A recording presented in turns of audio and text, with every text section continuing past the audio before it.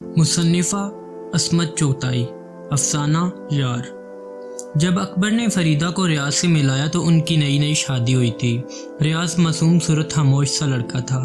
ہم دونوں ایک ہی گلی میں کھنچے، گپل اور کبڈی کھیل کر بڑے ہوئے تھے۔ اتفاق سے کالج میں بھی ساتھ نہ چھوٹا، پھر یہ بھی بمبئی آ گیا۔ کتنا عجیب اتفاق ہے، اکبر نے کہا۔ ذرا بورنگ سا انسان ہے، یہ جملہ بھی ساتھ لگا دیا تھا۔ شروع میں عموماً تینوں ساتھ رہتے، سینما کے 3 ٹکٹ خریدے جاتے، ہوٹل میں 3 سیٹیں ریزرو ہوتی۔ ریاض کا وجود کچھ لازم و ملزم جیسا ہو گیا تھا۔ پھر جو شادی پرانی ہوتی گئی اور اکبر کی مصروفیتیں بڑھتی گئیں، فریدہ اور ریاض کا ساتھ بھی بڑھتا گیا۔ اکبر تو نئے دوستوں اور نئے مشغلوں میں ڈوب کر دیر سے آتے، ریاض سیدھا دفتر سے آ جاتا، چائے پی کر اخبار یا میگزین دیکھا کرتا۔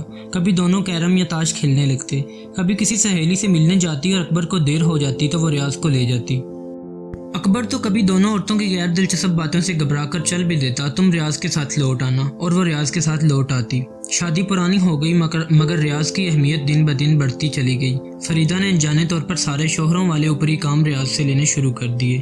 نوکروں کی مرمت کرنا، راشن کارڈ بنوانا، شاپنگ کے لیے ساتھ ساتھ دھکے کھاتے پھرنا، چھوٹے موٹے خط لکھنا، بینک میں پیسے جمع کروانا اور نکلوانا، اور مختلف کام کرنا۔ یہاں تک کہ جب فریدہ کا مس کیرج ہوا تو خوش قسمتی سے ریاض دفتر میں مل گیا، اسی نے آ کر ہسپتال پہنچایا۔ اس دن اکبر کی کسی افسر کی الوداعی پارٹی تھی۔ جب وہ وہاں رات کو 2 بجے گھر پہنچے اور بیگم کی بدحالی کا پتہ چلا تو ظاہر ہے بہت گھبرائے، مگر صبح کا انتظار کرنا پڑا۔ افسر کو اسٹیشن پر رخصت کر کے جب وہ ہسپتال پہنچے تو اجاڑ صورت ریاض کو دیکھ کر ان کا بھی رنگ اڑ سا گیا۔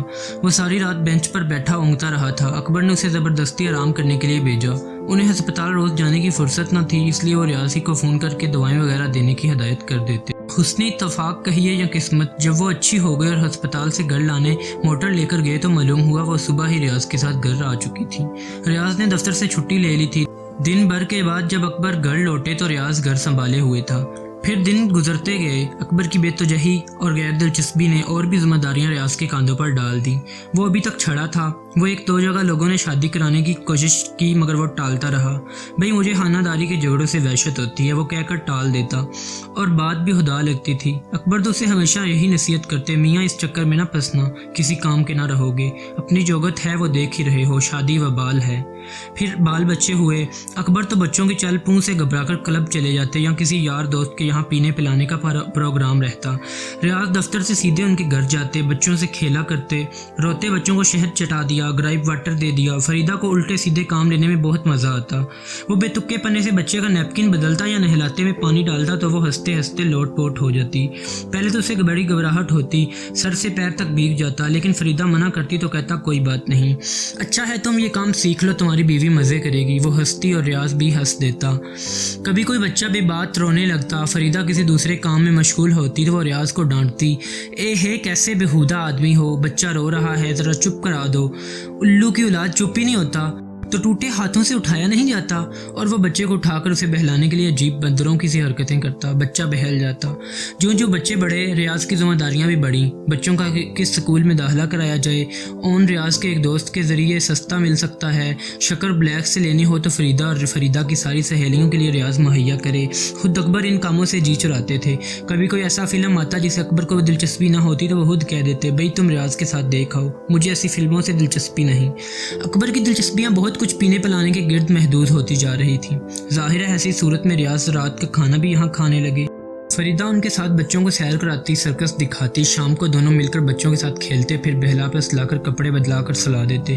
اکبر کو ان جھگڑوں کے لیے فرصت نہ تھی، بچے بھی باپ سے بے تکلف نہ تھے۔ ریاض کے کندھوں پر چڑھ کر انکل انکل کر کے پیسے مانگتے، نت نئی فرمائشیں کرتے۔ اکبر تو فریدہ کو گھر کا خرچ دے دیتے تھے، انہیں تحفے دینے کی کیا ضرورت تھی، یہ بچے بھی جان گئے۔ آندھی آئے پانی برسے، ریاض کا آنا ناگا نہ ہوتا۔ اگر کسی وجہ سے کسی دن نہ آ پاتے تو سارا گھر پریشان ہو جاتا، فریدہ بوکھلائی ہوئی پھرتی، سارے پروگرام الٹ جاتے۔ خدا جانے ریاض کو کیا ہو گیا، بیمار تو نہیں پڑ گئے، کوئی ایکسیڈنٹ تو نہیں ہو گیا۔ کبھی نوکر دوڑاتی تو کبھی پڑوس میں ٹیلی فون کرتی۔ اگر بدقسمتی سے ریاض کسی دوست کے ساتھ سینما دیکھنے چلا گیا ہوتا تو دوسرے دن ان کی شامت آ جاتی، کہاں مر گیا تھا ذلیل، مجھے فون ہی کر دیا ہوتا، میں اتنی پریشان نہ ہوتی، فلم کے ٹکٹ منگائے تھے، بڑی مشکل سے واپس ہوئے، نہ ہوتے تو تمہیں پیسے بڑھنا ہوتے۔